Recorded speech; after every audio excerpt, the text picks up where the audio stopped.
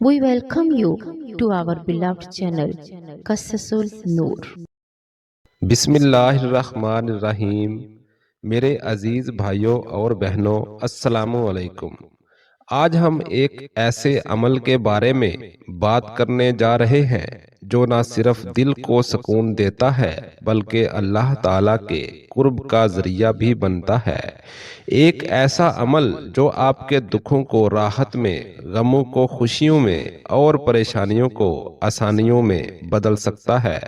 اگر آپ چاہتے ہیں کہ آپ کی زبان ہمیشہ اللہ کے ذکر سے تر رہے، دل ہمیشہ ایمان کی روشنی سے منور رہے اور زندگی میں برکتیں نازل ہوں، تو آج کا یہ عمل ضرور کیجیے گا۔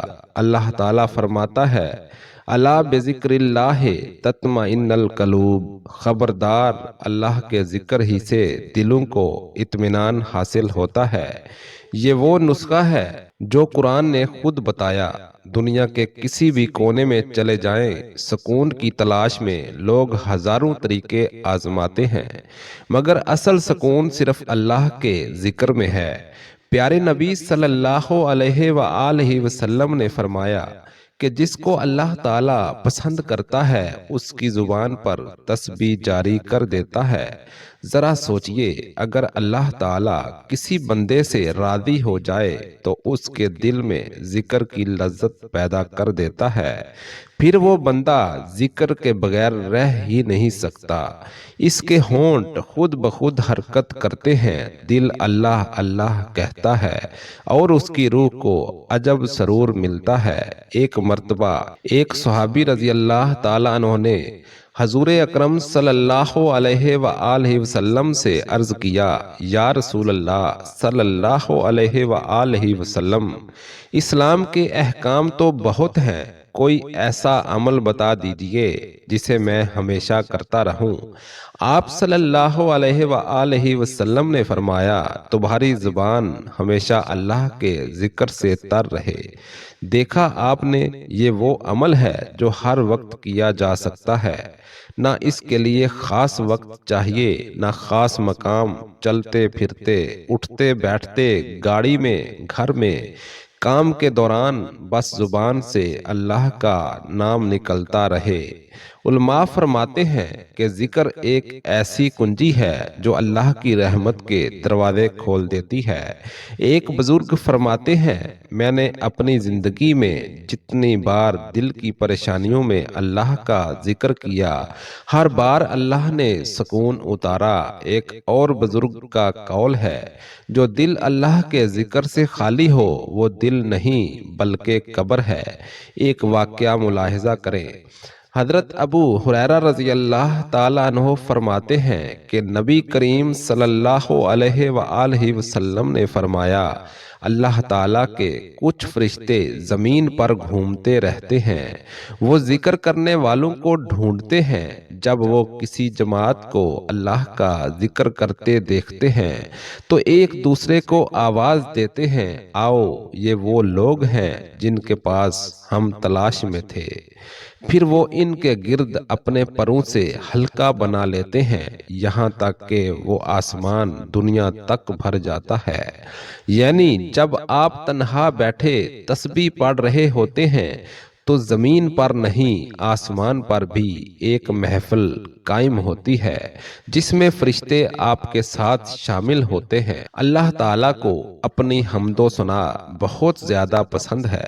حضور اکرم صلی اللہ علیہ وآلہ وسلم نے فرمایا، دو کلمات ایسے ہیں جو زبان پر ہلکے، میزان میں بھاری اور رحمان کو محبوب ہیں، سبحان اللہ و بحمدہ سبحان اللہ العظیم۔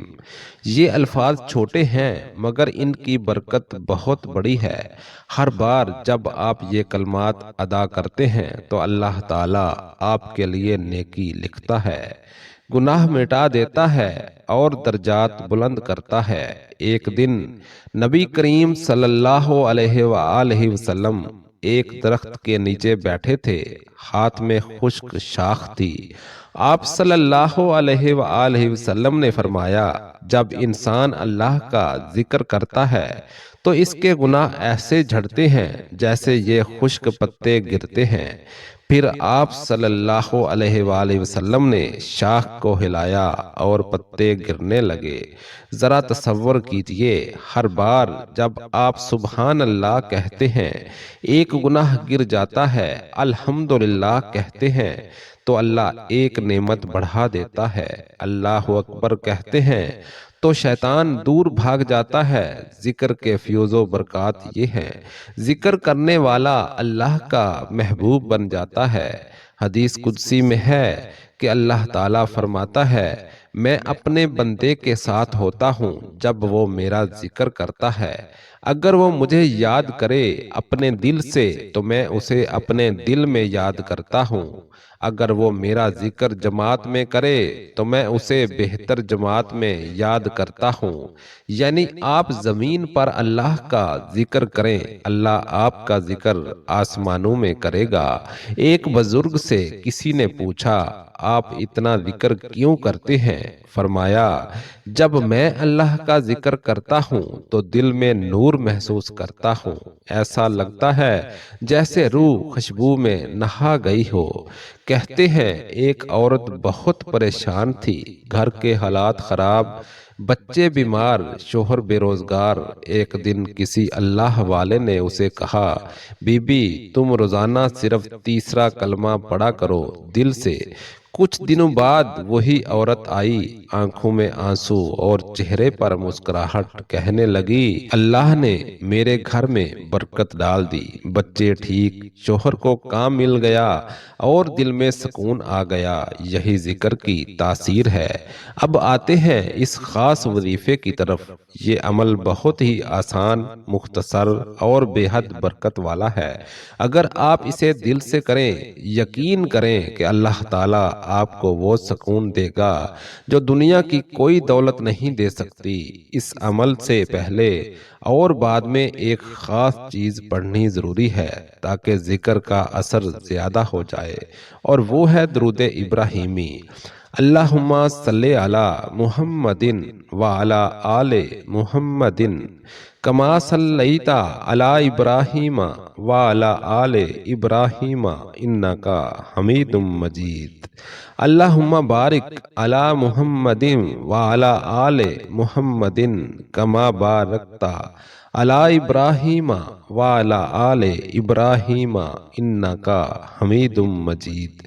اس کے بعد یہ وظیفہ پڑھیں، سبحان اللہ و بحمدہ سبحان اللہ العظیم۔ یہ عمل روزانہ کسی بھی وقت، خاص طور پر فجر کے بعد یا مغرب کے بعد، اول و آخر 3 مرتبہ درود ابراہیمی پڑھیں۔ درمیان میں یہ وظیفہ 100 مرتبہ پڑھیں۔ اگر روزانہ پابندی سے پڑھا جائے تو اللہ تعالیٰ آپ کے رزق میں، صحت میں، گھر میں، دل میں اور دعاؤں میں برکت ڈال دیتا ہے۔ یہ ذکر جنت کے درخت لگاتا ہے، دل کے بوجھ ہلکے کرتا ہے اور انسان کے نامہ اعمال کو نور سے بھر دیتا ہے۔ اے ہمارے پیارے اللہ، تو رحمان ہے، رحیم ہے، ستار ہے، غفار ہے۔ اے اللہ، ہمارے دلوں سے غفلت کے پردے ہٹا دے، ہمیں اپنی یاد میں زندہ رکھ، اپنی عادت میں مصروف رکھ، اپنی رضا میں فنا کر دے۔ یا اللہ، ہمیں ان زبانوں میں شامل فرما جو ہمیشہ تیری تسبیح میں مصروف رہتی ہیں۔ یا رب، ہمارے گناہوں کو اپنی رحمت سے معاف فرما دے، ہماری خطاؤں کو ڈھانپ لے، ہماری دعاؤں کو قبول کر۔ اے اللہ، جن کے دل پریشان ہیں انہیں سکون دے، جن کے گھروں میں تنگی ہے ان کے رزق میں کشادگی فرما، جن کے آنسو بہہ رہے ہیں انہیں مسکراہٹ عطا کر، جن کے دل خالی ہیں انہیں اپنے ذکر سے بھر دے۔ اے اللہ، ہمیں اپنی یاد کا ذائقہ چکھا دے، تاکہ ہم دنیا کے دکھ بھول جائیں۔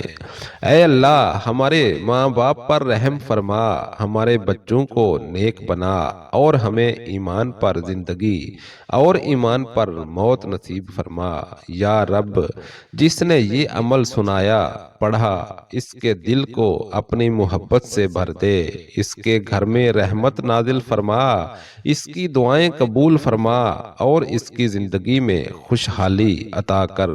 اے اللہ، جب ہم تیرے سامنے حاضر ہوں تو ہم سے راضی ہو، ہم پر اپنی رحمت کے سائے پھیلا دے اور ہمیں ان بندوں میں شامل کر لے جن کے چہروں پر نور، دلوں میں ایمان اور زبانوں پر ذکر الہی جاری رہتا ہے۔ اے اللہ، ہم سب کی زندگیوں میں ذکر کی مٹھاس ڈال دے، ہمیں تیری یاد کا عادی بنا دے اور قیامت کے دن ہمیں ان کے ساتھ اٹھا جو تجھے یاد کرتے رہیں۔ آمین یا رب العالمین۔